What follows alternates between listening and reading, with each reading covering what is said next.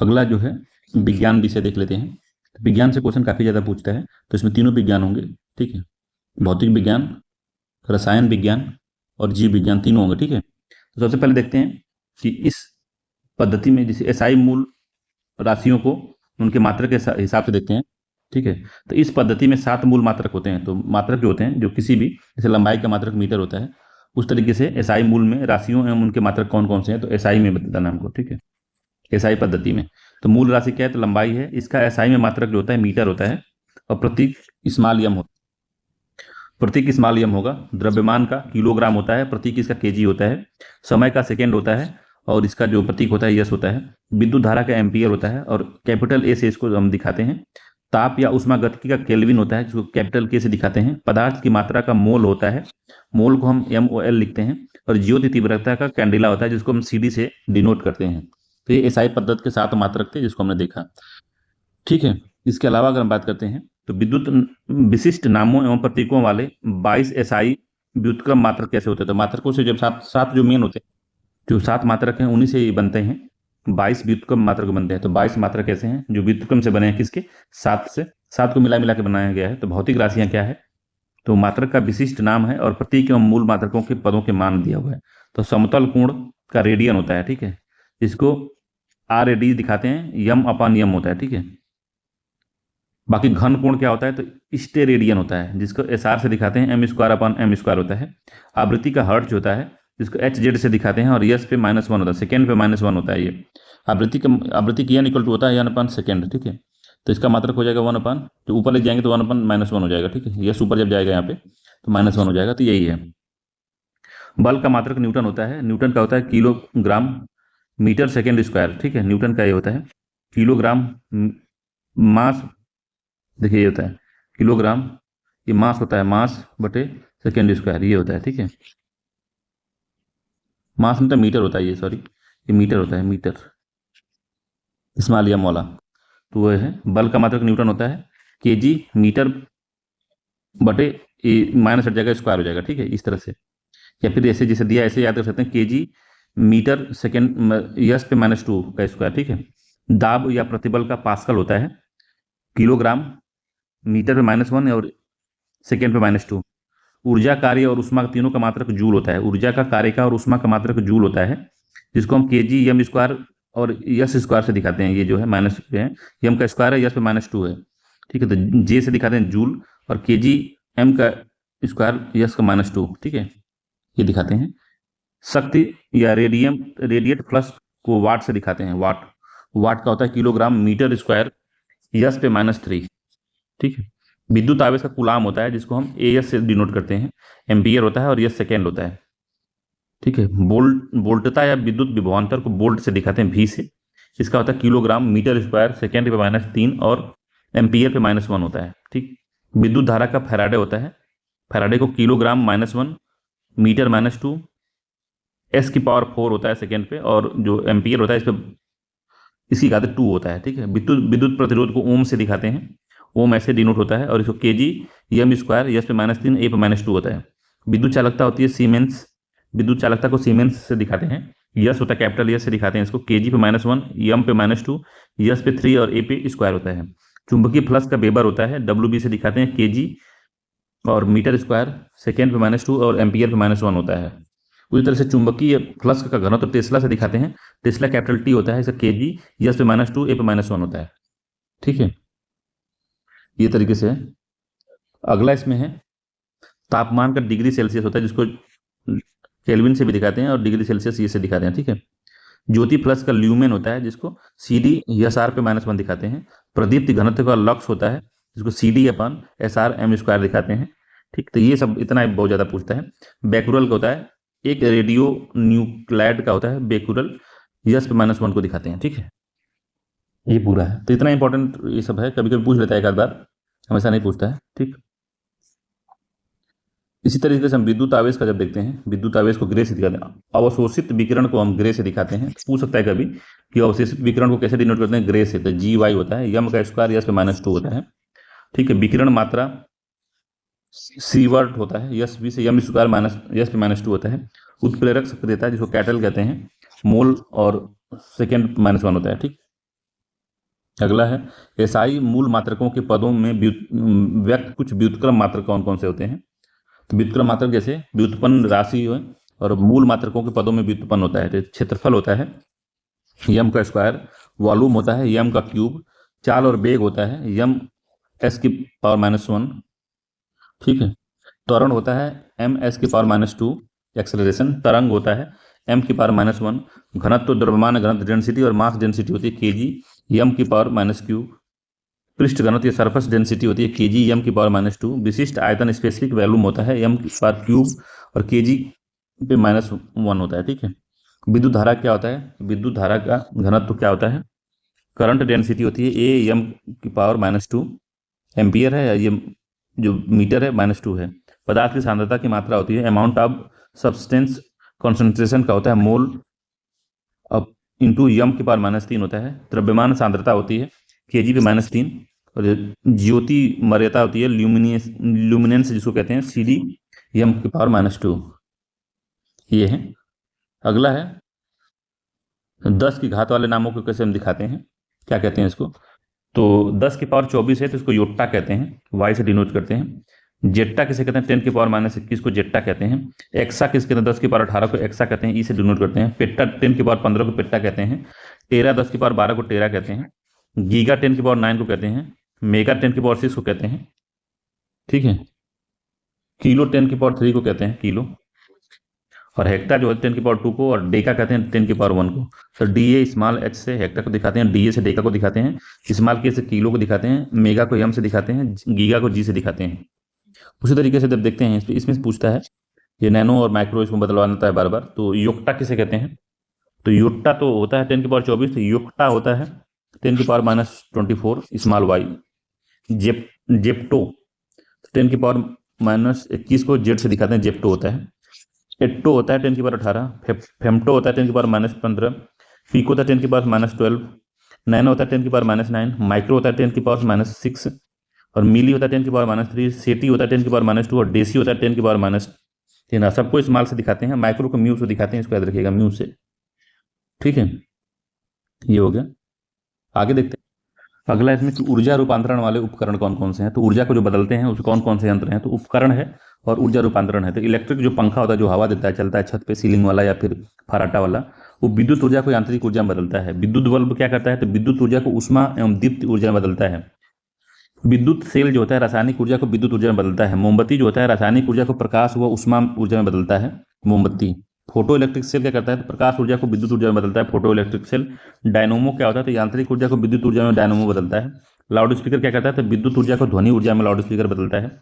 सितार क्या करता है, तो यांत्रिक ऊर्जा को ध्वनि ऊर्जा में बदलता है।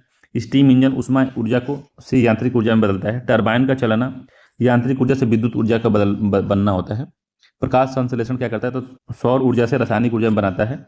विद्युत जनरेटर क्या होता है, जो विद्युत जनरेटर होता है यांत्रिक ऊर्जा से विद्युत ऊर्जा बनाता है। विद्युत मोटर क्या करता है, तो विद्युत ऊर्जा से यांत्रिक ऊर्जा में बदलता है। डीजल इंजन क्या होता है, रासायनिक ऊर्जा को यांत्रिक ऊर्जा में बदलता है। तो ये सारे यंत्र हैं। बार बार इसको कभी कभी एग्जाम में इसको पूछता है, कई बार पूछता है, हर एग्जाम में लगभग एक बार पूछ ही लेता है।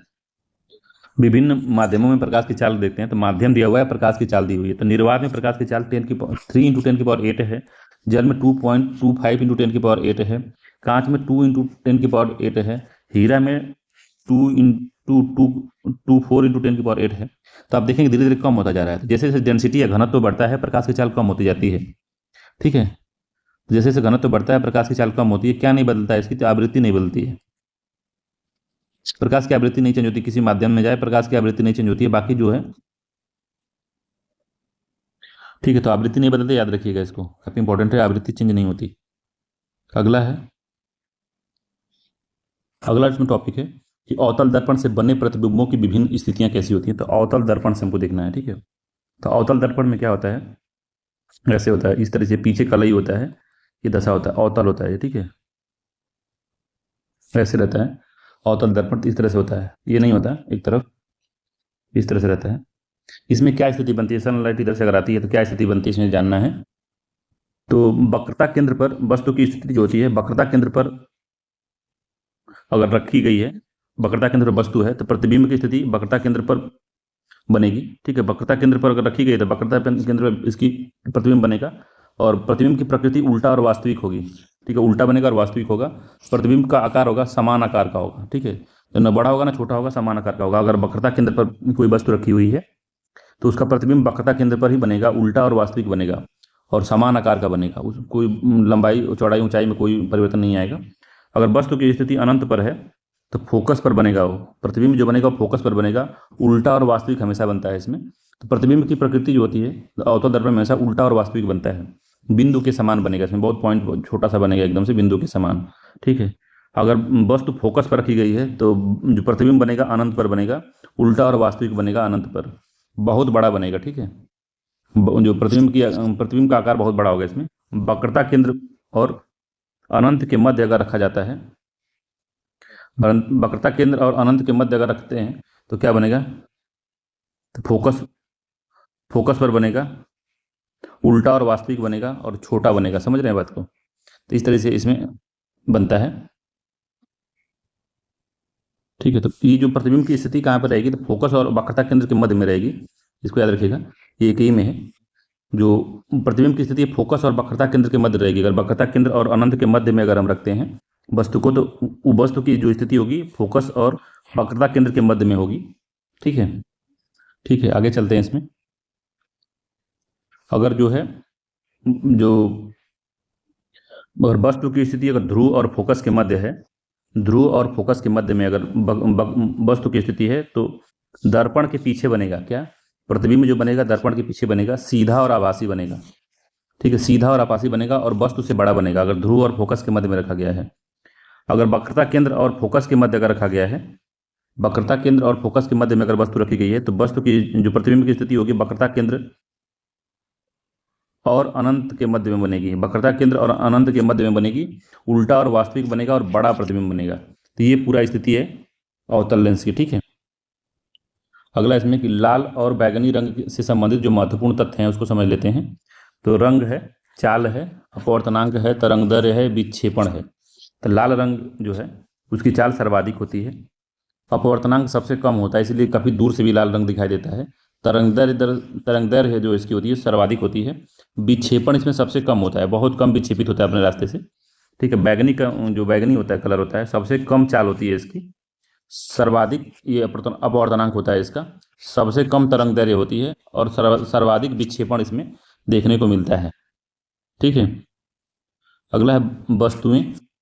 अगर प्रकाश का रंग जो है, अगर प्रकाश का रंग दिया है सफ़ेद वस्तु है, लाल वस्तु है, हरी वस्तु है, पीली वस्तु है, नीली वस्तु है, काली वस्तु है। तो अगर प्रकाश का रंग सफ़ेद है तो सफ़ेद वस्तु सफ़ेद ही दिखेगी, लाल वस्तु लाल दिखेगी, हरी वस्तु हरी दिखेगी, पीली वस्तु पीली दिखेगी, नीली वस्तु नीली दिखेगी और काली वस्तु काली दिखेगी। और प्रकाश का रंग लाल है तो सफ़ेद वस्तु लाल दिखेगी और लाल वस्तु लाल तो दिखेगी ही, हरी वस्तु है काली दिखेगी। जैसे हरे में अगर लाल रंग आप मिलाते हैं तो वो काला रंग दे देता है, वही है, तो काला दिखेगा। पीला रंग भी काली दिखेगी वस्तु, अगर नीली रंग की है तो वो भी काली दिखेगी और काली रंग की तो काली दिखेगी ही।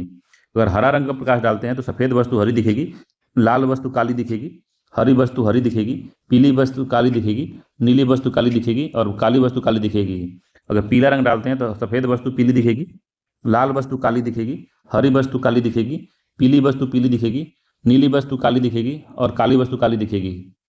नीला अगर डालते हैं तो सफ़ेद जो वस्तु होती है नीली दिखेगी, लाल वस्तु काली दिखेगी, हरी वस्तु काली दिखेगी, पीली वस्तु काली दिखेगी, नीली वस्तु नीली दिखेगी और काली वस्तु काली दिखेगी। तो ये पूरा मामला है रंगों का, ठीक है।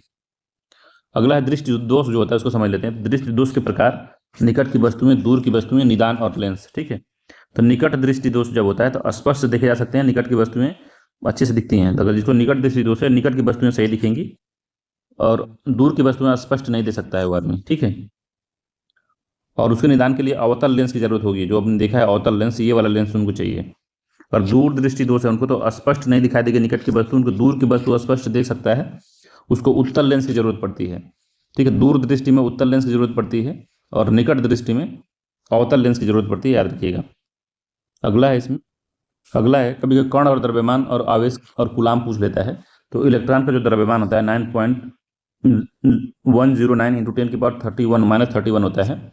आवेश इस पर -1.6022 × 10⁻19 होता है। प्रोटॉन जो होता है इसका जो द्रव्यमान होता है 1.672 × 10⁻27 प्लस 1.6022 इंटू 10⁻19 होता है। न्यूट्रॉन जो होता है इसका जो द्रव्यमान होता है 1.67 इंटू 10⁻⁻27 होता है और 0 आवेश इस पे पाया जाता है। ठीक है, भौतिक संबंधी महत्वपूर्ण आविष्कार और खोज किसने क्या क्या किया था तो उसको समझ लेते हैं। तो पूछ लेता है कभी कभी, तो खोज है और वैज्ञानिक का नाम दिया है। तो इलेक्ट्रॉन की खोज जे थॉमसन ने किया था। प्रोटॉन की खोज गोल्डस्टीन और रदरफोर्ड दोनों पूछता है, गोल्डस्टीन भी पूछता है, रदरफोर्ड भी। ठीक है, तो गोल्डस्टीन और रदरफोर्ड। न्यूट्रॉन की खोज जेम्स चैडविक। परमाणु की खोज जॉन डाल्टन। परमाणु बम का खोज ऑटो हॉर्न ने किया था। परमाणु संरचना नील बोर और रदरफोर्ड ने दी थी। गति विषयक नियम न्यूटन ने दिया था। ठीक है, रेडियो धर्मिता की खोज जो थी हेनरी बेकुरल ने किया था। रेडियम की खोज जो है मैडम क्यूरी ने रेडियम की खोज किया था। सापेक्षता का सिद्धांत अल्बर्ट आइंस्टीन ने दिया था। विद्युत चुंबकीय प्रेरण माइकल फैराडे ने दिया था। रमन प्रभाव सीवी रमन ने बताया था। एक्सरे विल्हेम रॉन्टजन ने एक्सरे की खोज की थी। ठीक है, अगला है क्वांटम जो सिद्धांत है मैक्स प्लैंक ने दिया था क्वांटम सिद्धांत। प्रकाश वैद्युत प्रभाव अल्बर्ट आइंस्टीन ने दिया था। विद्युत आकर्षण के नियम कूलाम ने दिया था। फोटोग्राफी धातु में जे निप्से ने बताया था। फोटोग्राफी कागज में डब्ल्यू फॉक्स टालबोट ने बताया था। फोटोग्राफी सेलुलाइड में जॉन कार्बाट एवं जॉर्ज ईस्टरमैन ने बताया था। आवर्त सारणी मंडलीफ ने दी थी। विद्युत प्रतिरोध के नियम जो थे जीएस ओम ने दिया था। ठीक है, तैरने के प्लवन का नियम जो था आर्किमिडीज ने दिया था। तापायनिक उत्सर्जन जो है एडिशन ने। डायोड वाल्व सर जे ए फ्लेमिंग ने दिया था। ट्रायोड वाल्व जो दिया था लीड डे फॉरेस्ट ने दिया था। नाभिकीय रिएक्टर की खोज एनरिको फर्मी ने किया था। विद्युत अपघटन के नियम को फैराडे ने दिया था। बेतार का तार एमजी मार्कोनी ने इसको बताया था। और डायनामाइट की खोज अल्फ्रेड नोबेल ने डायनामाइट की खोज किया था।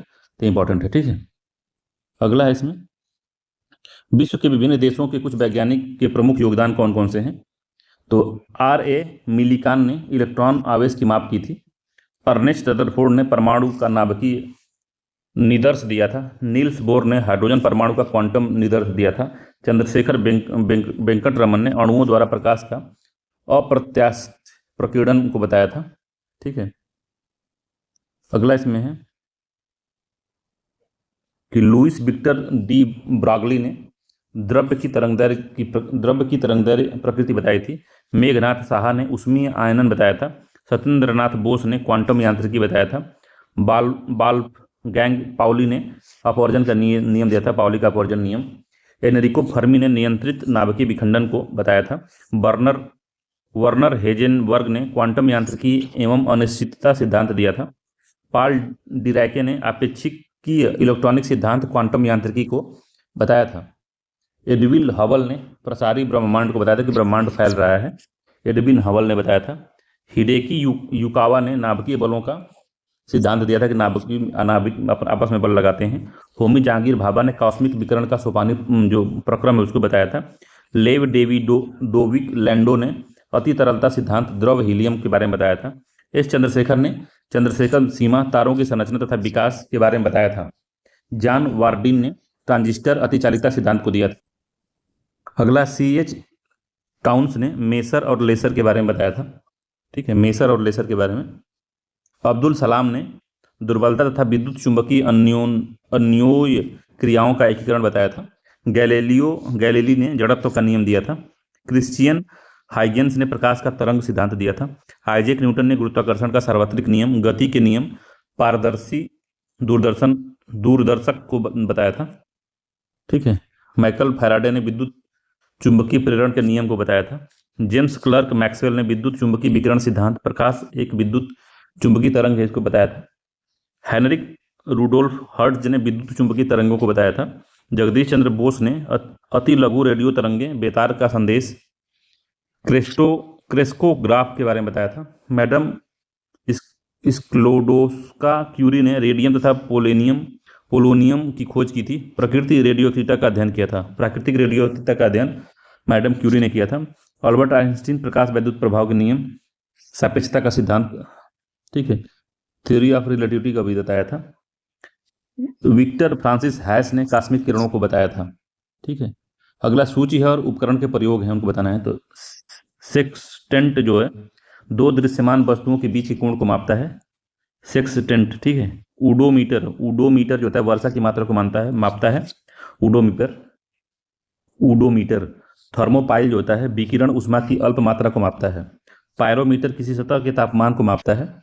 रिपीटर जो होता है इलेक्ट्रॉनिक उपकरण जो एक कमजोर संकेत प्राप्त करता है और इन्हें पुनः प्रेषित करता है ये, ठीक है। अगला इसमें पृथ्वी पर पाए जाने वाले प्रमुख तत्व एवं उनके प्रतिशत। तो ऑक्सीजन कितना पाया जाता है? 46.60%। सिलिकॉन जो है 27%, एल्युमिनियम 8%, लोहा 5%, कैल्शियम 3%, सोडियम 2%, मैग्नीशियम 2.33%, पोटेशियम 2.09%, ठीक है। तो पॉइंट में भी थोड़ा याद रखिएगा, कभी कभी पूछ लेता है। तो टाइटेनियम जो है 0.56 पाया जाता है और हाइड्रोजन जो है 0.14, तो हाइड्रोजन पूछ सकता है 0.14% पाया जाता है, ठीक है, याद रखिएगा इसको। बाकी जो है सिलिकॉन 8.13, 3.65 जो है लोहा पाया जाता है, सॉरी कैल्शियम,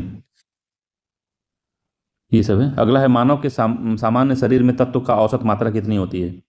तो ऑक्सीजन 65% अकेले होता है, कार्बन 18.5%, हाइड्रोजन 9.5%, नाइट्रोजन 3.2%, कैल्शियम जो होता है 1.5% और 1% क्या होता है आपका फास्फोरस होता है, ठीक है।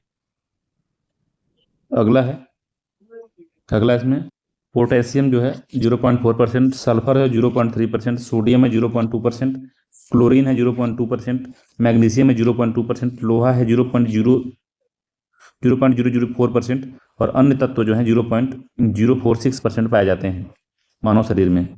कुछ अन्य अपरमाणविक कण जो हैं उनकी खोजकर्ता कौन कौन है, तो देख लेते हैं।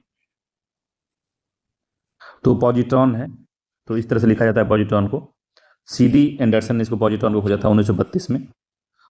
इसका मास नगण्य के बराबर है। इसके अलावा मेसॉन है, मेसॉन तो पाई मेसॉन होता है 3 तरह के। यूकावा ने 1935 में यूकावा ने खोजा था, ठीक है। इलेक्ट्रॉन के द्रव्यमान का लगभग 200 गुना होता है ये।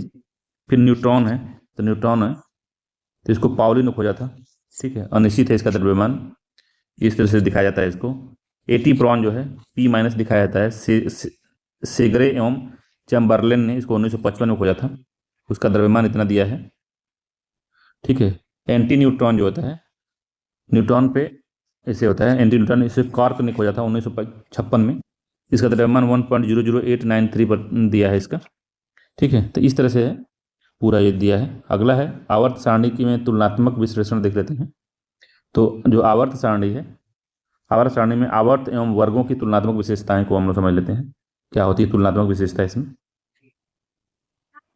तो कभी कभी का क्वेश्चन पूछता है इसमें से, ठीक है। तो गुण या विशेषताएं आवर्त पीरियड में वर्ग ग्रुप में, ठीक है। तो संयोजी इलेक्ट्रॉन जो होते हैं बाएं से दाएं जाने पर 1 से बढ़कर 8 तक हो जाते हैं।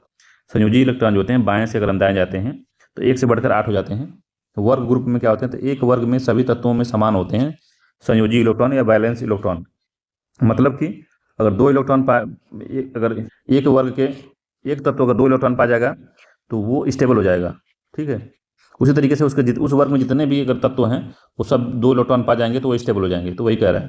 मगर जो आवर्त है पीरियड है उसमें बाएं से अगर हम दाएं जाते हैं तो उसका जो है संयोजी इलेक्ट्रॉन जो है 1 से बढ़कर 8 तक हो जाता है। तो 1 2 3 4 5 6 7 8 इस तरीके से उस आवर्त के तत्वों के वैलेंसी 1 से 8 तक वेरी करती है, बदलती रहती है, ठीक है। संयोजकता क्या होती है, तो बाएं से दाएं जाने पर 1 से 4 तक बढ़ती है, फिर घटकर 0 रह जाती है। एक वर्ग के सभी तत्वों की समान होती है संयोजकता, ठीक है। परमाणु त्रिज्या क्या होती है, तो बाएं से दाएं जाने पर घटती है। तो परमाणु त्रिज्या जो होती है, मतलब परमाणु की जो त्रिज्या है ये वाली, यहाँ से बीच वाली ये जो एक खींचे लाइन ये तीर वाली, ये त्रिज्या क्या होती है, बाएं से दाएं जाने पर घटती है। तो अगर बाएं से हम इधर से इधर जाते हैं तो घटती जाती है, ठीक है। और ग्रुप में क्या होती है, तो ऊपर से नीचे जाने पर बढ़ती है, ठीक है। धात्विक गुण बाएं से दाएं जाने पर घटता है। तो अगर हम बाएं से दाएं जाते हैं तो धात्विक गुण घटता है और ऊपर से नीचे जाने पर बढ़ता है, ठीक है। आयनन विभव जो होता है बाएं से दाएं जाने पर बढ़ता है, अगर बाएं से दाएं जाते हैं बढ़ता है, मगर ऊपर से नीचे जाने पर घटता है। इलेक्ट्रॉन बंधुता जो होती है बाएं से दाएं जाने पर बढ़ती है, ठीक है। देखिए परमाणु त्रिज्या बाएं से दाएं जाने पर घटती है और इलेक्ट्रॉन बंधुता जो होती है बाएं से दाएं जाने पर बढ़ती है। मतलब कि जितना जो छोटा होगा, जो जिसका त्रिज्या जितनी कम होगी उसकी इलेक्ट्रॉन बंधुता उतना ही अधिक होगी। ठीक है, तो इसीलिए बढ़ती है, क्योंकि बाएं जब परमाणु त्रिज्या जो है, जब हम बाएं से दाएं जाते हैं तो छोटी होती जाती है। जैसे इसलिए बड़ी है, मान लीजिए सबसे सबसे बाएं हैं, फिर दाएं गए, फिर उधर गए, फिर ऐसे गए, फिर ऐसे गए, फिर ऐसे गए, तो ये छोटी होती जाएगी। तो इसमें क्या हो रही है, तो उसके बाएं से दाएं जाने पर इसकी इलेक्ट्रॉन बंधुता जो होती है, इलेक्ट्रॉन जो है, ये इलेक्ट्रॉन है और ये न्यूक्लियस है, तो न्यूक्लियस के बाहर इलेक्ट्रॉन होता है, तो ये क्या होता है और नज़दीक होता जाता है इसके, तो बॉन्डिंग और मजबूत होती जाती है। ठीक है, तो ये मामला है पूरा। तो इलेक्ट्रॉन बंधुता वही है, कितना इलेक्ट्रॉन तेजी से बंधा हुआ है, ऊपर से नीचे जाने पर घटता है। ठीक है, तो ऊपर से जब नीचे जाने पर घटता है, तो मतलब ऊपर से नीचे जाने पर जो त्रिज्या होती है वो बढ़ती होगी। देखिए ये घटती है और ऊपर से नीचे जाने पर बढ़ती है, इसीलिए जो है इलेक्ट्रॉन बंधुता घटती है। ठीक है, विद्युत ऋणात्मकता जो होती है बाएं से दाएं जाने पर बढ़ती है और ऊपर से नीचे जाने पर घटती है। आक्सीकारक गुण जो होता है, आक्सीकारक गुण जो होता है बाएं से दाएं जाने पर बढ़ता है और ऊपर से नीचे जाने पर घटता है। आक्सीकारक गुण जो होता है वो। अपापचय अपाचय अप अपचायक गुण जो होता है, अपचायक गुण बाएं से दाएं जाने पर घटता है और ऊपर से नीचे जाने पर बढ़ता है।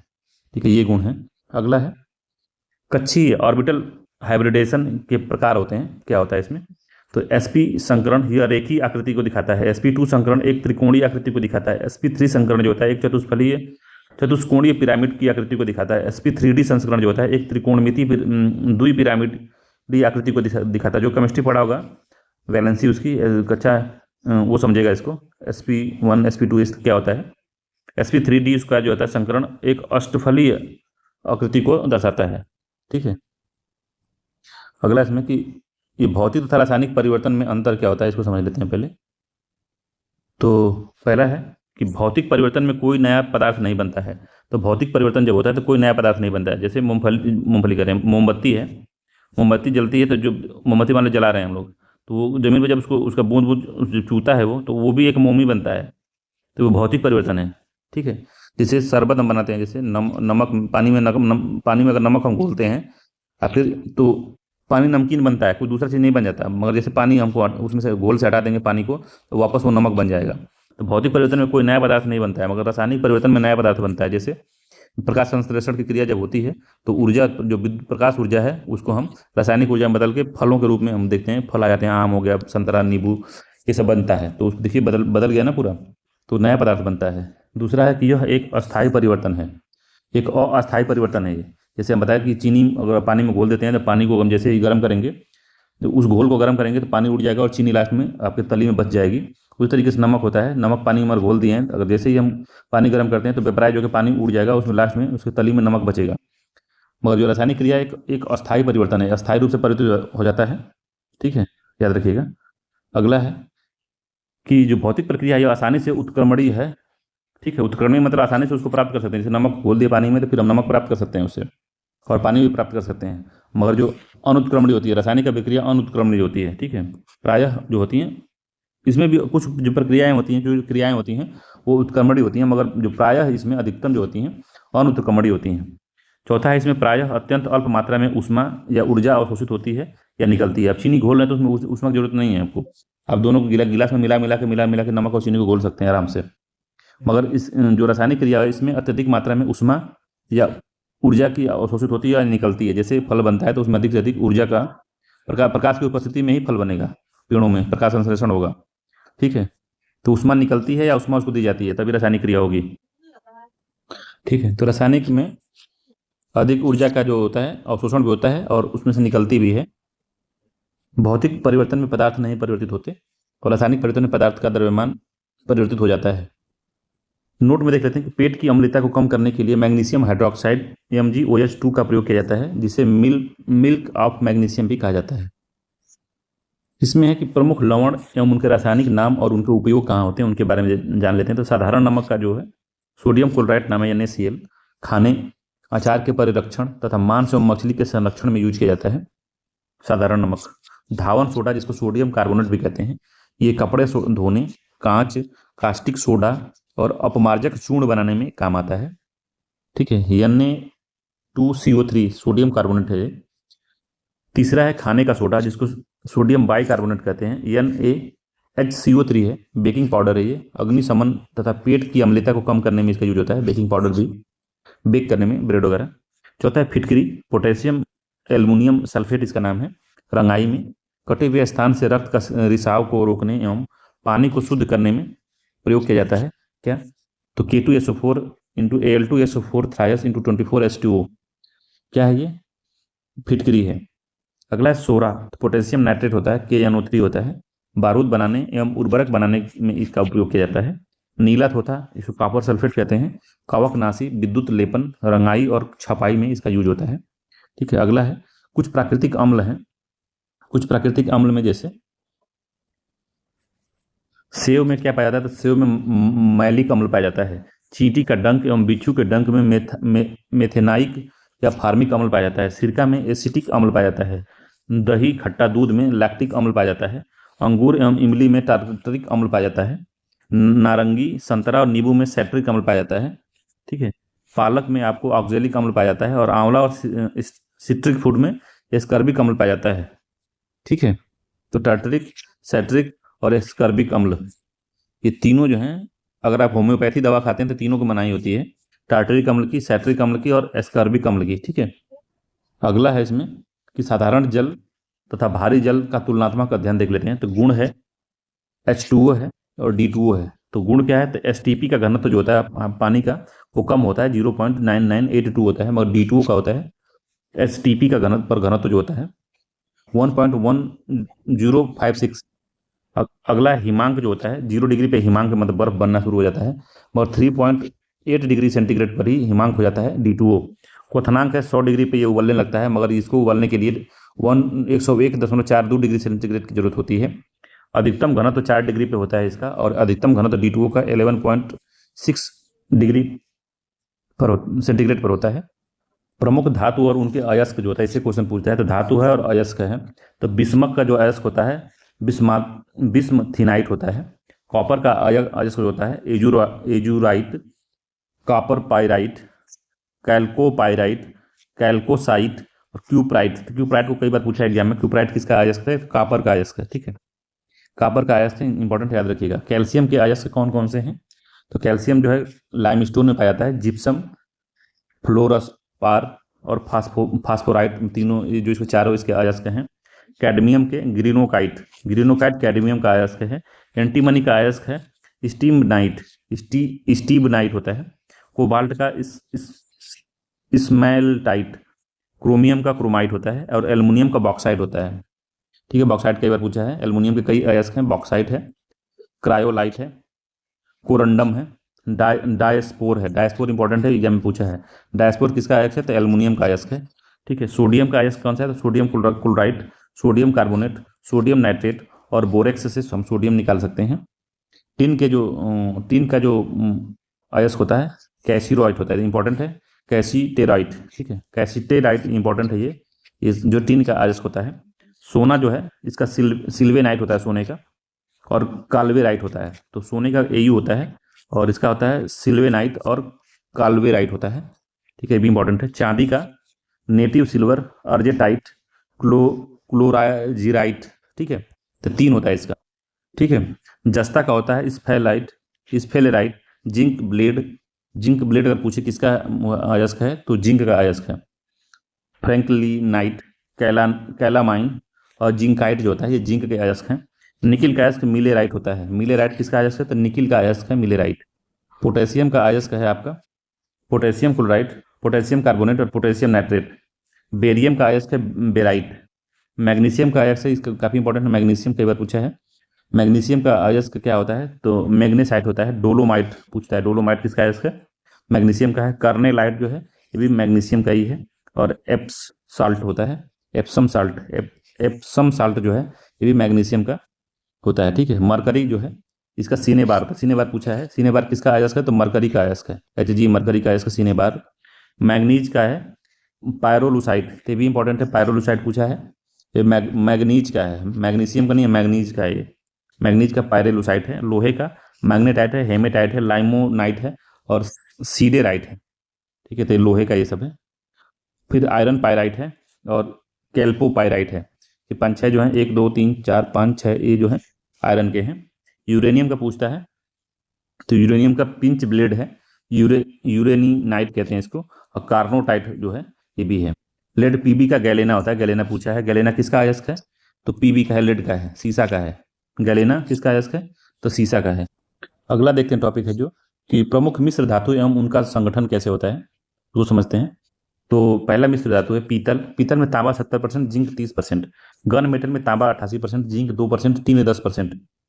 स्टेनलेस स्टील जो होता है आयरन 89.4%, क्रोमियम 10% और मैग्नीज 0.35%, कार्बन 2.5%। ठीक है। अगला है मर्ज धातु जो होती है, उसमें तांबा 60% होता है, जस्ता 40% होता है। डच धातु में तांबा 80%, जस्ता 20%। जर्मन सिल्वर तांबा 61%, निकिल 19%, जिंक 30%। कांसा जो है तांबा 88%, टीन 12%। मैग्नेलियम जो है एल्युमिनियम 95%, मैग्नीशियम 5%। ड्यूरेलुमिन जो है एल्युमिनियम 95%, तांबा 4%, मैग्नीज 0.5%, मैग्नीशियम 0.5%। ठीक है। 10वां है नाइक्रोम जो है, इसमें निकिल है, लोहा है, क्रोमियम है, मैग्नीशियम इसमें पाया जाता है नाइक्रोम में। निकिल, लोहा, क्रोमियम तथा मैग्नीशियम। टांका जो है सोल्डर, इसमें 63% शीशा होता है। टीन जो होता है 37%। ये सोल्डर पूछता है टांका। शीशा 63% है और 37% टीन होता है इसमें। टाइप मेटल जो है, इसमें शीशा 81% है, एंटीमनी 16% है, टीन जो है 3% है इसमें। ठीक है, टाइप मेटल में। ठीक, ये पूरा है। अगला देखते हैं इसमें। अगला इसमें धातुएं और उनके यौगिकों का उपयोग। धातु और उनके यौगिकों का उपयोग कहाँ होता है? तो पारा का उपयोग होता है थर्मामीटर बनाने में, अमलगम बनाने में, सिंदूर बनाने में पारा का Hg का यूज होता है। मर्क्यूरी क्लोराइड HgCl2 का होता है कैलोमेल के निर्माण में तथा कीटनाशक के रूप में इसका यूज होता है। ठीक है।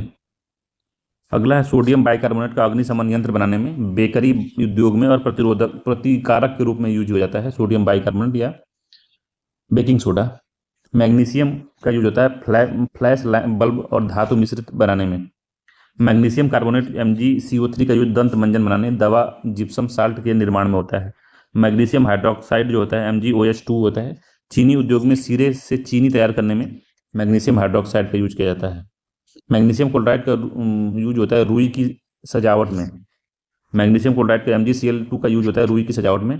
कैल्शियम का यूज होता है पेट्रोलियम से सल्फर हटाने और अभिकारक के रूप में। पेट्रोलियम से सल्फर को हटाने के लिए हम कैल्शियम का यूज करते हैं अभिकारक के रूप में। 9वां है calcium oxide CaO, bleaching powder बनाने में गारे के रूप में CaO का यूज होता है।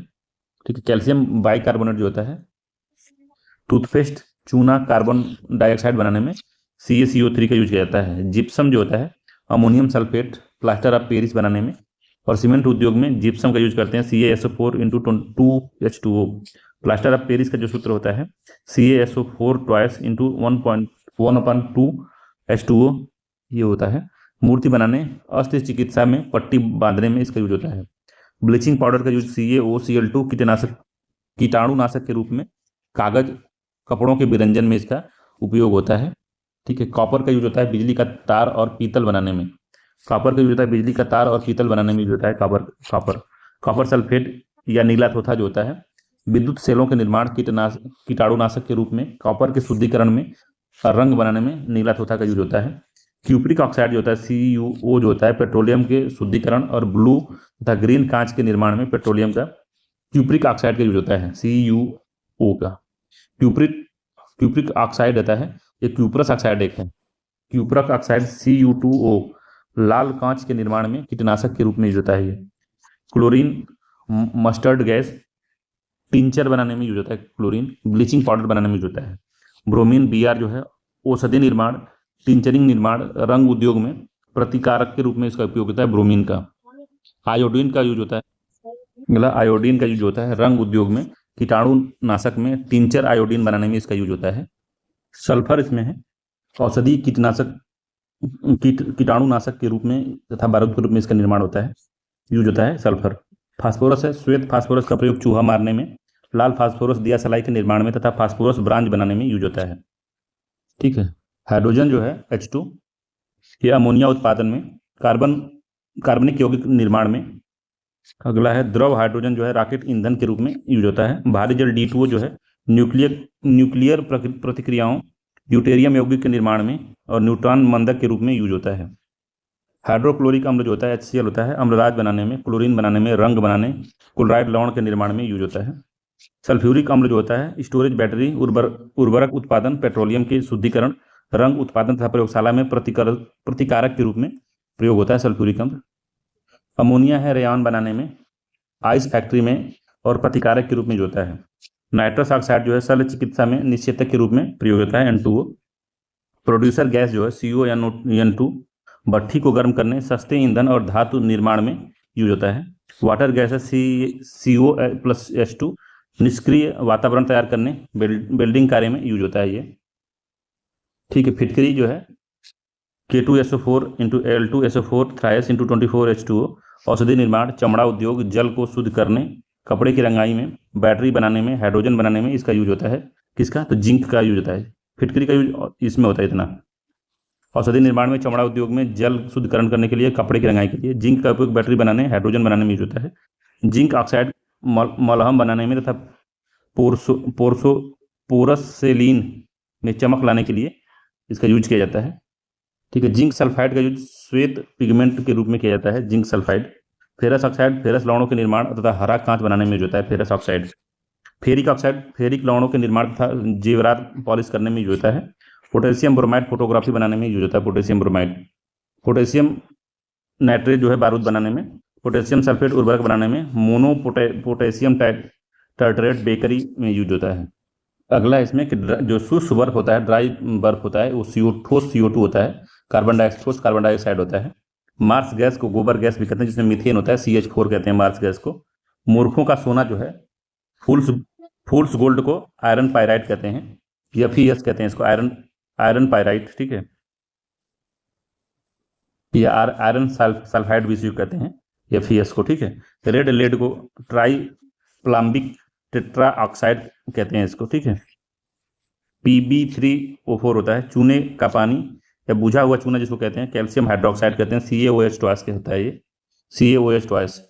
चूना बिना बुझा हुआ जिसको कहते हैं, इसको क्विक लाइम कहते हैं। ठीक है। कैल्शियम ऑक्साइड इसको कहते हैं, CaO होता है, बिना बुझा हुआ चूना। जिप्सम जो होता है, कैल्शियम सल्फेट होता है, CaSO4 × 22H2O।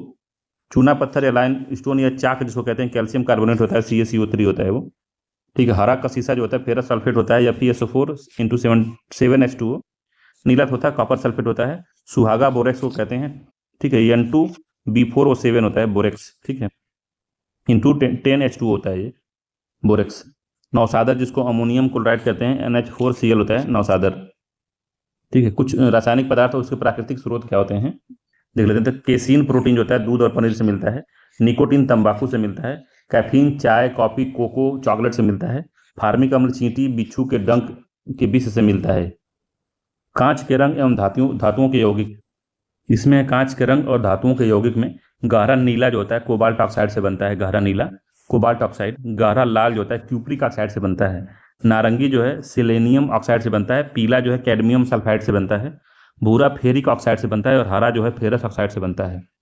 अगला इसमें विभिन्न ईंधनों के उष्मीय मान कितने होते हैं। तो ईंधन है और उष्मीय मान दिया हुआ है। तो गोबर के उपले से 6000 से 8000 केजे पर केजी निकलता है उष्मीय मान। लकड़ी का गोबर से ज़्यादा है। कोयले का 25,000 से 33,000 के बीच में है। ठीक है। पेट्रोलियम का 45,000 है। मिट्टी के तेल का 45,000, डीजल का 45,000, मेथेन का 50,000, CNG का 50,000। इस तरीके से मान दिया हुआ है। सबसे अधिक मान जो है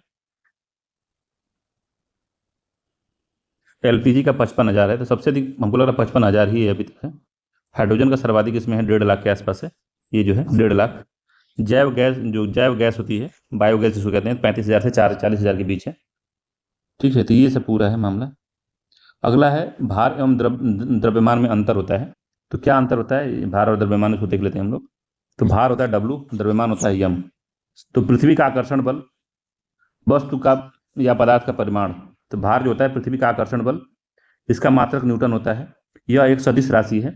वस्तु का भार भिन्न भिन्न स्थानों पर भिन्न भिन्न हो सकता है।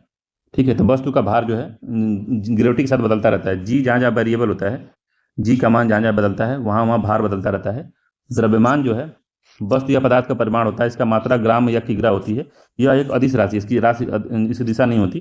किसी वस्तु का द्रव्यमान प्रत्येक स्थान पर अचर होता है।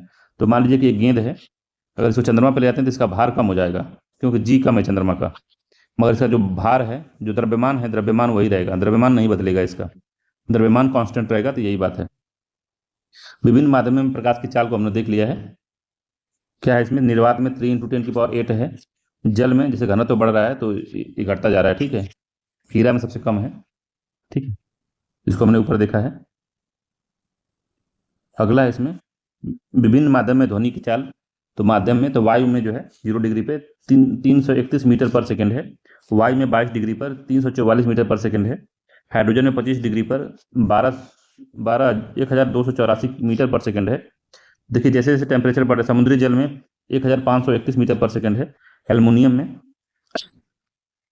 6420।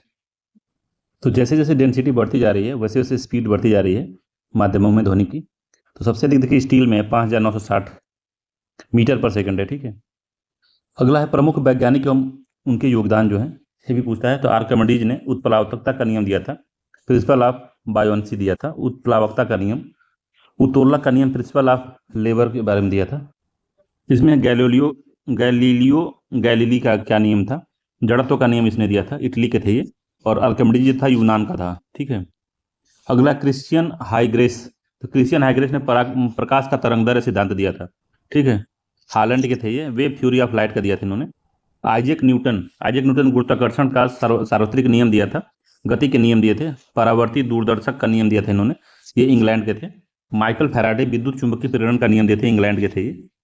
ठीक है, तो जैक्स क्लार्क ने मैक्सवेल ने विद्युत चुंबकीय प्रकाश का नियम दिया था इन्होंने, अब एक विद्युत चुंबकीय तरंग के रूप में बताया था, इंग्लैंड के थे। और बाकी जो है हमने ऊपर इसको देखा है सारे लोगों को। ठीक है, अगला पॉइंट है इसमें कि विज्ञान विभिन्न सिद्धांत पर आधारित प्रौद्योगिकी। तो भाप इंजन जो है उष्मागतिकी के नियम पे चलता है, लॉ ऑफ थर्मोडायनामिक्स। नाभिकीय रिएक्टर नियंत्रित नाभिकीय विखंडन पे चलता है। रेडियो तथा टेलीविजन विद्युत चुंबकीय तरंगों का उत्पादन और संचार संसूचन पे चलता है। Generation, progression and detection of electromagnetic wave पे चलता है रेडियो टेलीविजन। कंप्यूटर जो है अर्कीय तर्क, डिजिटल लॉजिक पे चलता है। अति उच्च चुंबकीय क्षेत्र का उत्पादन जो है अतिचालकता पे चलता है, सुपर कंडक्टिविटी पे चलता है। लेजर जो है विकिरणों के उद्दीपन उत्सर्जन द्वारा प्रकाश प्रवर्धन पे चलता है। Light amplification by the stimulation emission of radiation पे चलता है लेजर। रॉकेट नोदन जो है न्यूटन की गति के नियम पे चलता है। विद्युत जनित्र जो है इलेक्ट्रिक जनरेटर जो है फैराडे के विद्युत चुंबकीय प्रेरण सिद्धांत पे चलता है। जल शक्ति जो है जल विद्युत शक्ति गुरुत्वीय स्थिति ऊर्जा का विद्युत ऊर्जा में रूपांतरण होता है इसमें। ठीक है, वायुयान जो है तरल गतिकी में बर्नौली के सिद्धांत पे काम करता है। ठीक है, कण त्वरित्र जो होता है विद्युत चुंबकीय क्षेत्र में आवेशित कणों की गति पर कार्य करता है। और सोनार जो है परासव्य तरंगों का परावर्तन कराता है। ऑप्टिकल फाइबर या प्रकाशिक रेसे जो है प्रकाश का पूर्ण आंतरिक परावर्तन के रूप में कार्य करते हैं। और परावर्ती आवरण जो है तनु फिल्म प्रकाशीय व्यतिकरण पे काम करते हैं। इलेक्ट्रॉन सूक्ष्मदर्शी जो है इलेक्ट्रॉन की तरंग प्रकृति पे काम करते हैं। प्रकाश विद्युत सेल जो है प्रकाश विद्युत प्रभाव पे कार्य करता है। संलयन परीक्षण रिएक्टर जो है प्लाज्मा का चुंबकीय परिरोध होता है इसमें, मैग्नेटिक कॉन्फिनमेंट ऑफ प्लाज्मा। संलयन परीक्षण रिएक्टर जिसको टोकामैक भी कहते हैं। ठीक है, तो टोकामैक जो है प्लाज्मा का चुंबकीय परीक्षण पे चलता है। बृहत मीटर वेव रेडियो जो है टेलीस्कोप GMRT जो है कॉस्मिक रेडिएशन किरण का संसूचक होता है ये। ठीक है, बोस आइंस्टीन दाब जो है लेजर पुंजों तथा चुंबकीय क्षेत्रों द्वारा परमाणुओं का प्रग्रहण तथा शीतलन पे कार्य करता है। ठीक है, इसको हमने देख लिया है। कुछ मिश्रित धातुओं के अवयव उनके प्रयोग, तो प्रयोग नहीं देखा था हमने, इसको भी समझ लेते हैं, थोड़ा सा इसको देख लेते हैं। अगला है इसमें कोलाइड। जो कोलाइड्स होते हैं, कोलाइड्स वो होते हैं जो कि कोई विलयन होता है उसमें मिल जाते हैं। ठीक है, कोलाइड के सामान्य उदाहरण में एरोसॉल होता है एक, जैसे कोहरा बन जाता है, बादल होता है, कुहासा होता है, धुआं होता है, स्वचलित वाहन या निथार होता है। फोम एक कोलाइड है जो शेविंग क्रीम में यूज होता है। इमल्सन जो होता है कोलाइड का ही रूप होता है जिसमें दूध और फेम क्रीम आता है इसमें। सॉल होता है जो मैग्नीशियम, मिल्क और कीचड़, उसमें इस तरह सॉल बनता है। फोम जो होता है रबर और स्पंज बनाने में काम आता है। जेली जो होता है जेली पनीर मक्खन के रूप में देखा जाता है। और ठोस जो है रंगीन रत्न पत्थर दूधिया कांच जो होता है उसमें आता है। ठीक है, मिश्र धातुओं को हमने ऊपर देख लिया है। ठीक है, तो पीतल का यूज कहाँ पे होता है, तो पीतल का यूज बर्तन तथा सजावटी सामान बनाने में, स्टील परिवहन के साधनों, भवनों आदि के निर्माण में यूज होता है। स्टेनलेस स्टील खेल के सामान, बर्तन दैनिक उपयोग की चीज़ों में होता है। जो सोल्डर टाँका होता है जिसमें लेड और टीन होता है उसमें जोड़ने के लिए, सोल्डरिंग करने के लिए काम आता है। कांसा जो होता है जो ब्रॉन्ज होता है, तांबा टीन प्लस कॉपर का बनता है, तो मूर्तियों, जहाजों, सिक्कों के निर्माण में यूज होता है। ठीक है। जर्मन सिल्वर, तांबा, निकेल, जिंक से बनता है बर्तन तथा अन्य चीज़ें बनाने के लिए। गन मेटल जो होता है बेयरिंग बनाने, स्टीम पाइप फिटिंग बनाने, हाइड्रोलिक वाल्व बनाने में यूज होता है। काफ़ी मजबूत होता है ये गन मेटल। ठीक है। इसमें देखेंगे नाइक्रोन एक महत्वपूर्ण है। नाइक्रोन जो होता है तब तापीय अवयव हीटिंग एलिमेंट के रूप में इसका यूज होता है। ठीक है। मुख्य इसमें निकिल क्रोमियम मिश्र धातु के रूप में यूज होता है। निकिल क्रोमियम फेरस होता है, फिर मैग्नीशियम होता है, मैग्नीज होता है, सॉरी मैग्नीज होता है। ठीक है। अगला है तो अम्ल और उसके हमने देखे थे कुछ प्राकृतिक रूप से पाए जाते हैं, तो इसमें देख लेते हैं। तो एसिटिक अम्ल सिरका में पाया जाता है, फार्मिक अम्ल चींटी के डंक में, साइट्रिक अम्ल नींबू कुल के फलों में, संतरा नींबू आदि में, लैक्टिक अम्ल दही में, ऑक्जेलिक अम्ल पालक में, स्कर्बिक अम्ल आंवला सिट्रिक फूड में, टर्टरिक अम्ल इमली अंगूर कच्चे आम में पाया जाता है। क्षार का नाम है और किस में पाया जाता है तो उसको देखते हैं। तो कैल्शियम हाइड्रोक्साइड चूने का पानी, अमोनियम हाइड्रोक्साइड खिड़की के कांच आदि का साफ करने के लिए उपयुक्त मार्जक होता है। सोडियम हाइड्रोक्साइड या पोटेशियम हाइड्रोक्साइड जो है साबुन बनाने में काम आता है। मैग्नीशियम हाइड्रोक्साइड दूधिया मैग्नीज होता है, मिल्क ऑफ मैग्नीशियम कहते हैं इसको। ठीक है। साधारण नाम अम्ल के दिया हुआ है और IUPAC नाम क्या है इसका, इसको समझ लेते हैं। तो फार्मिक अम्ल को मेथेनोइक अम्ल कहते हैं, एसिटिक अम्ल को एथेनोइक अम्ल कहते हैं, प्रोपियोनिक अम्ल को प्रोपेनोइक अम्ल कहते हैं। ठीक है। सूत्र भी दिया हुआ है, जो सूत्र इंपॉर्टेंट नहीं है। ब्यूटीरिक अम्ल को क्या कहते हैं, तो ब्यूटीरिक अम्ल को ब्यूटेनोइक अम्ल कहते हैं। आइसो ब्यूटीरिक अम्ल को 2 मेथिलो प्रोपेनोइक अम्ल कहते हैं इसको। ठीक है।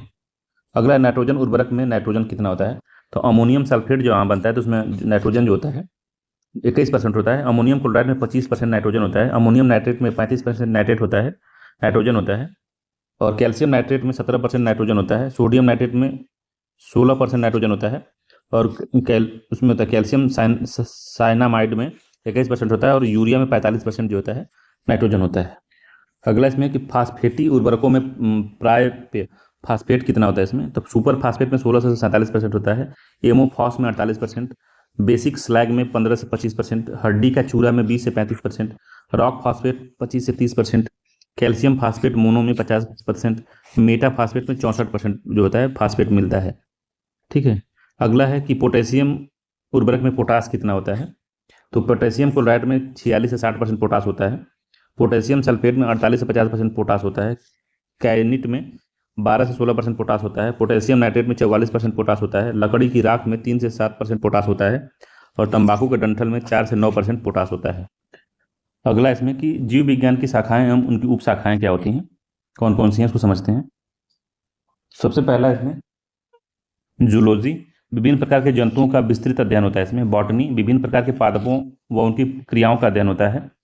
ठीक है। जीवाश्मिकी या पैलियोबायोलॉजी क्या होता है, जीव जंतुओं पादपों के जीवाश्मों का अध्ययन होता है इसमें। पैलियो बॉटनी में पादप जीवाश्मों का अध्ययन होता है, पैलियो बॉटनी में। ठीक है। इकोलॉजी में सजीव पर उनके चारों तरफ के पर्यावरण के प्रभाव का अध्ययन होता है। जेनेटिक्स में जीवों के अनुवांशिक लक्षणों तथा इनकी वंशागति का अध्ययन होता है। फिजियोलॉजी में शरीर के विभिन्न भागों के कार्यों के कार्यविधियों का अध्ययन होता है। पेडियोलॉजी में मृदा निर्माण, मृदा के प्रकार इत्यादि का अध्ययन होता है। ठीक है। जेरोटोलॉजी में मनुष्य में वृद्धावस्था एवं काल प्रभाव के सामाजिक, संज्ञानात्मक, मनोवैज्ञानिक तथा जैविक पहलुओं का अध्ययन जेरोटोलॉजी में होता है। जेरोंटोलॉजी होता है, जेरेंटोलॉजी। इथोलॉजी में मानव सहित सभी जंतुओं के व्यवहार का अध्ययन होता है, इथोलॉजी। अगला इसमें बायोनिक्स में क्या होता है, तो यह यांत्रिकी प्रणालियों के अध्ययन जो जीवित जीवों के अंगों की तरह कार्य करते हैं। बायोनिक्स प्रकृति में पाए जाने वाले जैविक तरीकों और प्रणालियों को, इंजीनियरिंग प्रणाली को आधुनिक प्रौद्योगिकी के अध्ययन एवं डिजाइन के लिए अनुप्रयोग है। बायोनिक्स शब्द 1958 में जैक ई स्टील द्वारा लिया गया था। ठीक है। यह यांत्रिक प्रणाली का अध्ययन है जो जीवित जीवों के अंगों की तरह कार्य करता है, बायोनिक्स होता है। ठीक है। बायोनोमिक्स क्या होता है, बायोनिक्स था, बायोनोमिक्स है। ठीक है। तो जीवधारियों का उनके वातावरण के साथ संबंध के अध्ययन के लिए इसे परिस्थितिकी इकोलॉजी भी कहते हैं, बायोनोमिक्स को। ठीक है।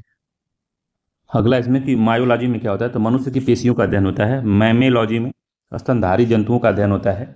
बायोनॉमी में जीवन के नियमों से संबंधित अध्ययन किया जाता है, बायोनॉमी में। बायोमेट्री में गणित एवं सांख्यिकी की तकनीकों द्वारा जीव विज्ञान का अध्ययन बायोमेट्री कहलाता है। फ्रेनोलॉजी में मस्तिष्क के विभिन्न भागों की क्रियाशीलता तथा विक्षिप्तता का अध्ययन होता है फ्रेनोलॉजी में, ठीक है। एंथोलॉजी में फूलों का अध्ययन होता है, ठीक है। एग्रोस्टोलॉजी में घास के संबंधित अध्ययन होता है एग्रोस्टोलॉजी में। पैलिनोलॉजी में विभिन्न प्रकार के परागकणों का अध्ययन होता है इसमें। अगला है ऑन्कोलॉजी में कैंसर और संबंधित ट्यूमर का अध्ययन होता है।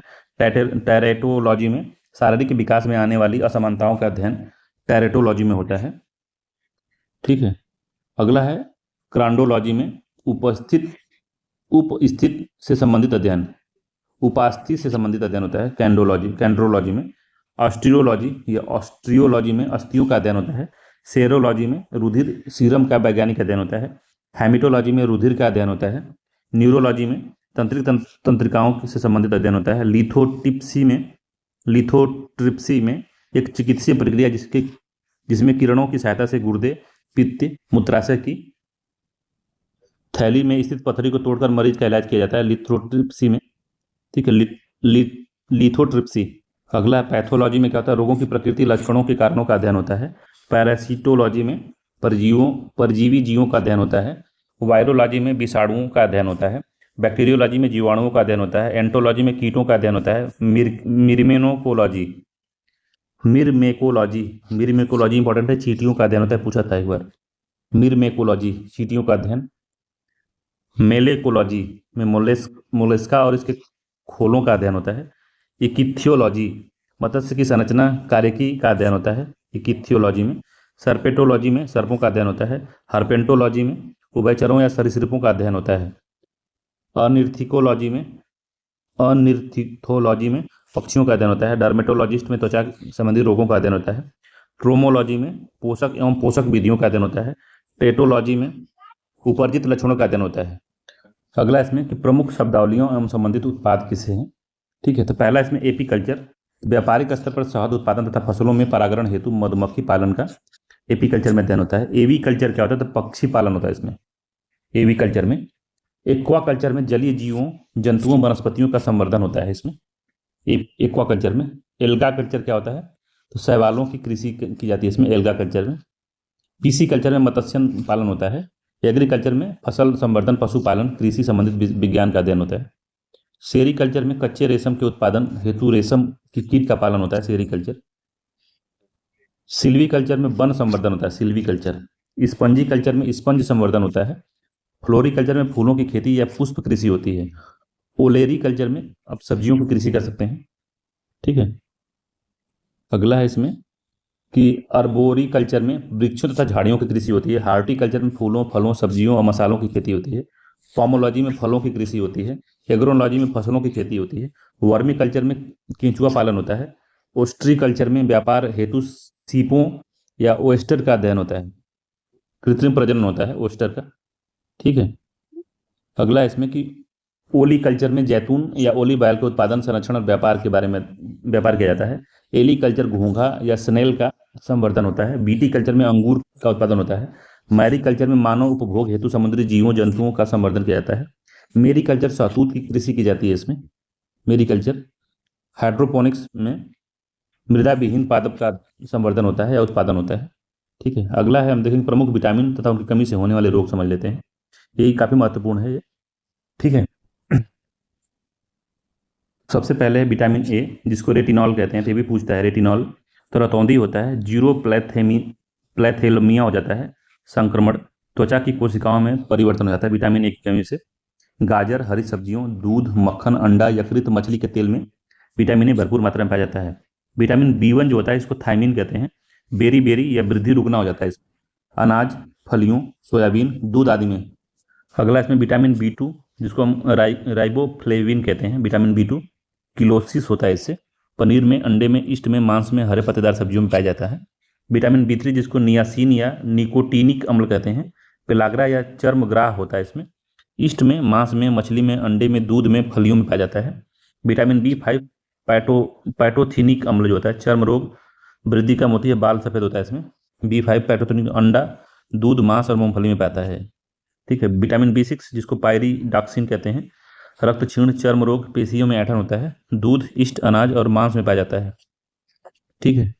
विटामिन पायरिडॉक्सिन होता है, ठीक है, इंपॉर्टेंट है काफी। विटामिन B7 बायोटीन होता है, चर्म रोग, बालों का झड़ना, मांस, गेहूं, अंडा, सब्जी, फल में पाया जाता है। विटामिन B9 फोलिक अम्ल होता है, रक्त क्षीणता, कुंठित वृद्धि, हरी सब्जियां, फलियां, ईस्ट, मांस, अंडे में ये फोलिक एसिड पाया जाता है। ठीक है। अगला है विटामिन B12, जिसको साइनोकोबालामिन कहते हैं, घातक रक्त क्षीण, तंत्रिका तंत्र की गड़बड़ी से होती है, कमी हो जाती है तो मांस, अंडा, मछली, दूध, आंत के जीवाणुओं में ये मिलता है vitamin B12 cyanocobalamin. Vitamin C है स्कर्बिक अम्ल, तो ये क्या है, स्कर्बी रोग, आंवला, नींबू, वंश के फल, टमाटर, सब्जियों में पाया जाता है। विटामिन D कैल्सीफिरॉल, सूखा रोग या रिकेट्स होता है, ऑस्टियोमाइलिसिस हो जाता है इससे, मक्खन, मछली का तेल, अंडा आदि सूर्य के प्रकाश संश्लेषण में इसको ये पाया जाता है। विटामिन E टेकोफेराल होता है, जनन क्षमता की कमी, जननांग तथा पेशियां कमजोर होती हैं। तेल, गेहूं, अंडा की जर्दी और सोयाबीन में पाया जाता है। विटामिन K जो है नैप्थोक्विनोन जो होता है, चोट पर रक्त थक्का न जमना जमना। ठीक है। हरी सब्जियां, अंडा, सोयाबीन, आंत के बैक्टीरिया में ये पाया जाता है। तो इतना काफ़ी महत्वपूर्ण है, इतना अगर याद रहेगा तो काम आपको हो जाएगा। तो पानी में घुलने वाले विटामिन में विटामिन C है, विटामिन B जो है पानी में घुलते हैं, B कॉम्प्लेक्स जो है। ठीक है। तो विटामिन C और विटामिन B जो है पानी में घुलते हैं, बाकी विटामिन जो होते हैं वो फैट में सॉल्युबल होते हैं, फैट में घुलते हैं। ठीक है। तो जो फैट में घुलते हैं वो शरीर में स्टोर हो जाते हैं कहीं ना कहीं, बाकी जो पानी में घुलते हैं वो मल मूत्र के थ्रू बाहर निकल जाते हैं। ठीक है। अगला इसमें ग्रंथियाँ देख लेते हैं, कौन कौन सी ग्रंथियाँ हैं। तो सबसे पहले हम देखेंगे पीनियल ग्रंथि, जिससे मेलाटोनिन जो हार्मोन होता है वो निकलता है। ठीक है। पीयूष ग्रंथि या पिट्यूटरी ग्रंथि, इससे क्या होता है, तो इसको पश्च पिट्यूटरी या न्यूरो हाइपोफाइसिस कहते हैं। ठीक है। इससे क्या निकलता है, तो बेसोप्रेसिन निकलता है और ऑक्सीटोसिन निकलता है इससे, पश्च पिट्यूटरी से। और अग्र पिट्यूटरी से क्या निकलता है, तो सोमैट्रोप्रोपिन या वृद्धि हार्मोन इससे निकलता है।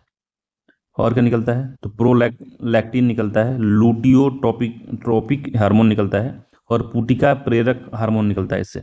इसके अलावा लुटिनाइंग हार्मोन या अंतराल कोशिका प्रेषक हार्मोन निकलता है, एड्रीनोकॉर्टिकोट्रोपिक हार्मोन निकलता है, तो इतना ज़्यादा याद नहीं रहेगा। थायराइड प्रेरक हार्मोन निकलता है, मैले। ठीक है। तो ये काफ़ी इंपॉर्टेंट नहीं है, बस ये है कुछ अच्छे अच्छे जो हार्मोन है पीयूष ग्रंथि यही निकालता है, जिसमें ऑक्सीटोसिन हो गया, बेसोप्रोसिन हो गया, बैसोप्रेसिन हो गया। ठीक है। थायराइड हार्मोन हो गया ये सब। ठीक। इसके बाद में अग्नाशय है, अग्नाशय से दो निकलता है, गैस्ट्रिन निकलता है और घ्रेलिन निकलता है। और अग्नाशय से और निकलता है क्या, अल्फा कोशिका से ग्लूकैगॉन, बीटा कोशिका से इंसुलिन निकलता है, डेल्टा कोशिका से सोमैटोस्टैटिन निकलता है और यफ कोशिका से अग्नाशयी पॉलीपेप्टाइड निकलता है। तो ये ठीक है, इतना निकलता है अमाशय से। तो अमाशय अलग है, अग्नाशय अलग है। ठीक है। तो अमाशय से दो है, गैस्ट्रिन और घ्रेलिन। अगर अग्नाशय से अल्फा कोशिका, बीटा कोशिका, डेल्टा कोशिका, यफ कोशिका। इस तरीके से वृक्क जो होता है, एड्रिनल ग्रंथि जो होती है अधिवृक्क पे, किडनी पे होती है, तो एड्रिनल मेडुला और एड्रिनल कार्टेक्सा कहते हैं इसको। ठीक। तो एड्रिनल या एपिनेफ्रिन होता है और एल्डोस्टेरोन होता है। ठीक। नाइट्रोनेलिन या नॉरएप्रेनिफ्रिन जो होता है ये हार्मोन रिलीज होता है इससे, और कार्टिसोल रिलीज होता है। तो तीन रिलीज होता है, दो रिलीज होता है इससे, पहला ये है एल्डोस्टेरोन और कार्टिसोल, और एड्रिनल से निकलता है एड्रीनेलिन या एपिनेफ्रिन या नार एड्रिलेनिन या नारएप्रिफ्रिन। ठीक है, ये निकलता है। ठीक। इसके अलावा जब इधर आते हैं तो थायराइड ग्रंथि से निकलता है पैराथार्मोन या पीटीएच निकलता है, थायरॉक्साइड या अबटू ग्रंथि से टेट्रा आयोडोथायरोनिन या थायरॉक्सिन निकलता है, ट्राई आयोडोथायरोनिन और कैल्सीटोनिन निकलता है। थाइमस ग्रंथि से क्या निकलता है, थाइमोसिन निकलता है और थाइमोपोएटिन निकलता है। ठीक है। यकृत से if insulin link growth factor निकलता है। किडनी से कैस्ट्रोल, रेनिन और एरिथ्रोपोइटिन निकलता है। ठीक है। अग्नाशय सिर्फ महिला में होता है, अंडाशय सिर्फ महिलाओं में होता है। एस्ट्रोजन और प्रोजेस्ट्रॉन यहाँ से निकलता है। वृषण जो होता है केवल पुरुषों में होता है। एंड्रोजन या टेस्टोस्टेरोन यहाँ से निकलता है। ठीक है, तो ये पूरा जो है संरचना थी मानव और महिलाओं में क्या डिफरेंस है सब पता चल गया आपको। ठीक है, अगला इसमें प्रमुख हीनताजन्य रोग होते हैं, किससे क्या होता है तो रोग देख लेते हैं। तो एनीमिया या रक्त क्षीणता लौह की कमी से होता है, स्कर्वी विटामिन सी की कमी से होता है, घेंघा आयोडीन कमी से होता है, मैरेस्मस जो होता है दीर्घकालिक उपवास के कारण प्रोटीन सहित ऊर्जा के सभी स्रोतों का अभाव हो जाता है। ठीक है, क्वासी योरकर जो होता है प्रोटीन अल्पता से होता है, मुर्गियों में रिकेट्स होता है विटामिन डी की कमी से, मवेशियों का मैड काऊ रोग हो जाता है प्रियॉन्स नामक प्रोटीन के कारण, प्रियॉन्स नामक। ठीक है, मधुमेह इंसुलिन की कमी से होता है, जीरो पैथेलीमिया जो होता है रतौंधी विटामिन ए की कमी से होता है। ठीक है, अगला है पौधों में होने वाले जीवाणु जनित रोग कौन कौन से हैं। तो आलू का सैथिला रोग जो होता है, अब इसको पढ़ना पड़ेगा, स्यूडोमोनास सोलेनेसेरम। ठीक है, क्राउन गाल रोग जो होता है एग्रोबैक्टीरियम ट्यूमीफेसियम से होता है, बंद गोभी का काला गलन जो होता है जैंथोनोमास कैम्पेस्टिजा से होता है, इसको पढ़ने से कोई मतलब नहीं है। नींबू का कैकर रोग जो होता है या सिट्रिक कैकर जो होता है जैंथोनोनास सिट्री से होता है। ठीक है, और बाकी जो है कवक से होने वाले रोग कौन कौन से, तो गेहूं का काला कीट, गेहूं का स्लथ फंड, आलू की अमेती अंगमारी, आलू की पछेती अंगमारी, ये सब जो होता है कवक जनित रोग है। ठीक है, इसमें क्या आलू का वर्ट रोग जो है ये भी कवक जनित है, मूंगफली का टिक्का रोग कवक जनित है, गन्ने का लाल गलन रोग जो है कवक जनित है, धान का भूरी वर्ण चित्ती जो है कवक जनित है, अरहर की मलानी जो है ये भी कवक जनित रोग है। ठीक है, अगला प्रमुख दिवस या दिन, तो इसको मिलान कराता है, याद रखिएगा। तो अंतर्राष्ट्रीय योग दिवस 21 जून को मनाया जाता है, विश्व मलेरिया दिवस 25 अप्रैल को, विश्व टीबी दिवस 24 मार्च को, विश्व पर्यावरण दिवस 5 मार्च को, विश्व खाद्य दिवस 16 अक्टूबर को, विश्व पशु दिवस 4 अक्टूबर को, विश्व ओजोन दिवस 16 सितंबर को, विश्व कुष्ठ रोग दिवस जो है जनवरी का अंतिम रविवार, विश्व मधुमेह दिवस 14 नवंबर को, विश्व एड्स दिवस 1 दिसंबर को, विश्व अल्जाइमर दिवस 21 सितंबर को। ठीक है, विश्व स्वास्थ्य दिवस जो है 7 अप्रैल को मनाया जाता है, विश्व थैलेसीमिया दिवस 8 मई को, विश्व पोलियो दिवस 24 अक्टूबर को, विश्व गठिया दिवस 12 अक्टूबर को, विश्व मानसिक स्वास्थ्य दिवस 10 अक्टूबर को मनाया जाता है, विश्व होम्योपैथी दिवस जो है 10 अप्रैल को मनाया जाता है, विश्व पृथ्वी दिवस 22 अप्रैल को मनाया जाता है। अगला इसमें विभिन्न केंद्र और संस्थान है, तो राष्ट्रीय प्रतिरक्षा विज्ञान संस्थान नई दिल्ली में है, राष्ट्रीय कोशिका विज्ञान दिवस पुणे महाराष्ट्र में है, डीएनए फिंगरप्रिंटिंग और डायग्नोस्टिक केंद्र जो है हैदराबाद में है, राष्ट्रीय पादप जीनोम अनुसंधान संस्थान नई दिल्ली में, राष्ट्रीय मानसिक अनुसंधान केंद्र जो है मानसेर गुरुग्राम हरियाणा में है। अगला है जैव संसाधन एवं सतत विकास संस्थान जो है इम्फाल मणिपुर में है, राष्ट्रीय विषाणु विज्ञान संस्थान पुणे महाराष्ट्र में है, जीवन विज्ञान संस्थान भुवनेश्वर उड़ीसा में है, राष्ट्रीय जीव विज्ञान केंद्र जो है बेंगलुरु में है, बिरला साहनी पूरा वनस्पति विज्ञान संस्थान लखनऊ उत्तर प्रदेश में है, बिरबल जो है बिरला नहीं बिरबल साहनी पूरा वनस्पति विज्ञान संस्थान लखनऊ में, राष्ट्रीय चिकित्सा विज्ञान अकेडमी नई दिल्ली में है, वन अनुवंशिकी वृक्ष प्रजनन संस्थान कोयम्बटूर तमिलनाडु में है, सूक्ष्म प्रौद्योगिकी संस्थान चंडीगढ़ में है। ठीक है, केंद्रीय औषधि एवं सुगंध पौधा संस्थान जो है लखनऊ में है, भी इंपॉर्टेंट है। ठीक है, अगला है इसमें राष्ट्रीय दृष्टि दिव्यांग सशक्तिकरण संस्थान देहरादून में, राष्ट्रीय गतिशील दिव्यांग संस्थान कोलकाता में है। तो एक जो है दिव्यांगजन सशक्तिकरण संस्थान देहरादून में है और राष्ट्रीय गतिशील दिव्यांग संस्थान जो है कोलकाता में है।